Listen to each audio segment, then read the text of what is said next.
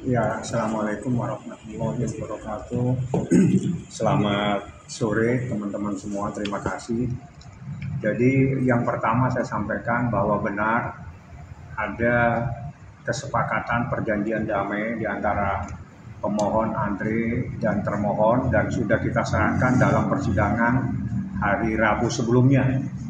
Perjanjian perdamaian itu pada intinya adalah sepakat untuk bercerai. Namun ada namunnya, karena dalam proses hukum yang ada di Republik ini tetap harus dipenuhi secara pembuktian, karena ada gugatan di Pengadilan Agama Jakarta Selatan, maka prosesnya adalah pembuktian terhadap apa yang telah didalilkan atau apa yang telah disampaikan oleh pemohon di dalam permohonannya, dan itu dalam persidangan kemarin telah saya sampaikan dengan menyerahkan bukti secara tertulis, dan juga saya menyerahkan beberapa dokumen. Ya. Dokumen itulah untuk memperkuat proses hukum terkait dengan adanya perceraian antara pemohon dan termohon, termasuk menghadirkan dua saksi, yakni saksi seorang perempuan dan seorang laki-laki.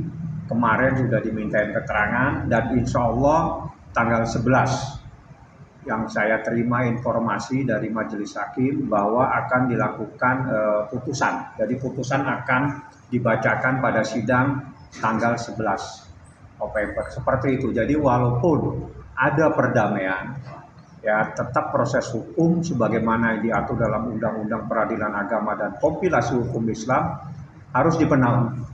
Dan itulah kepentingan kemarin sidang adalah untuk memenuhi persyaratan yang diatur dalam undang-undang. Karena kalau persyaratan itu tidak dipenuhi, tidak mungkin ada ikrar talak, tidak mungkin ada akte cerai.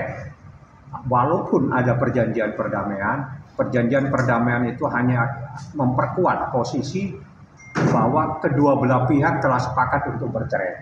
Tapi proses hukum tetap harus dilalui, harus dibuktikan. Makanya kemarin saya menyiapkan diri untuk hadir dengan membawa saksi dan bukti. Seperti itu prosesnya. Insya Allah tanggal 11 putusan.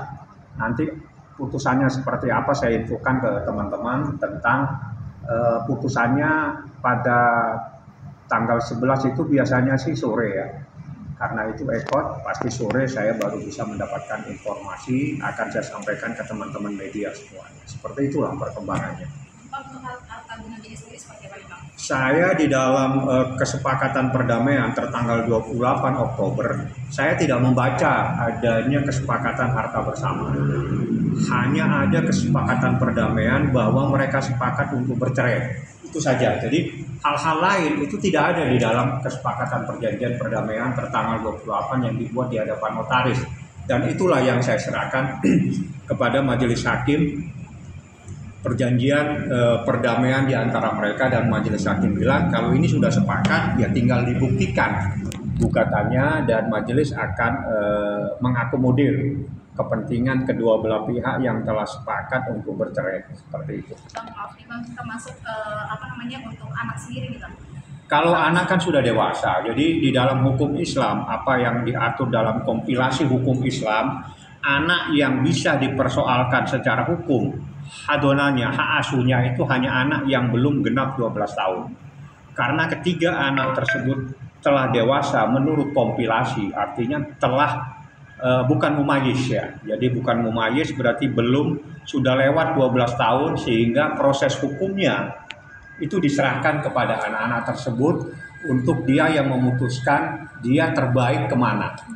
Jadi itu tidak ada di dalam materi gugatan, dan kita tidak memohonkan, dan kita tidak menjadikan perkara tentang hak anak itu harus kemana. Kami kasih kebebasan sebagaimana yang diatur dalam kompilasi hukum Islam. Apabila ada anak yang lebih dari 12 tahun, maka anak itulah yang diberi kebebasan untuk menentukan dia ikut kepada siapa. Seperti itu. Jadi tidak ada hak asuh yang kami persoalkan.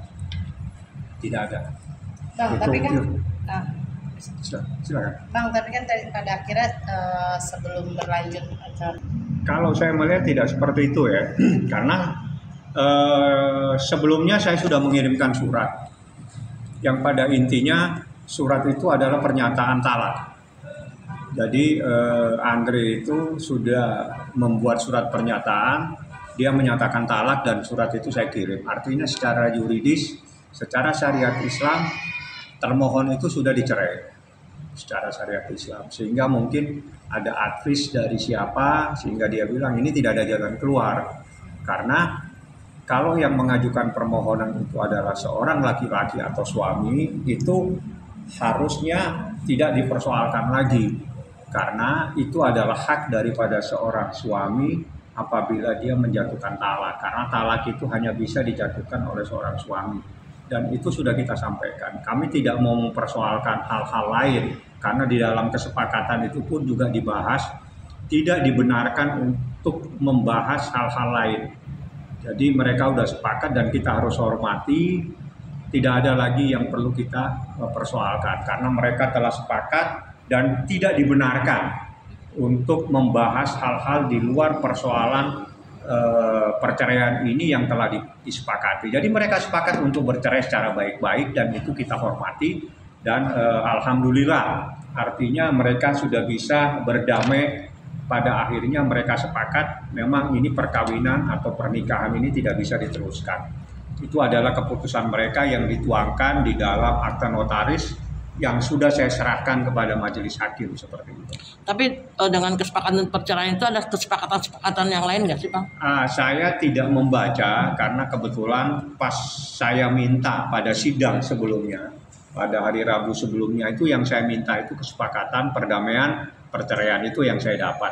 Nah itulah yang saya serahkan kepada majelis hakim karena memang di dalam gugatan kami murni hanya masalah perceraian. Sehingga saya tidak membahas hal-hal lain termasuk harta gono gini dan yang lain-lain karena itu bukan bagian dari materi gugatan. Materi gugatan hanya murni terkait dengan perceraian saja seperti itu. Oke.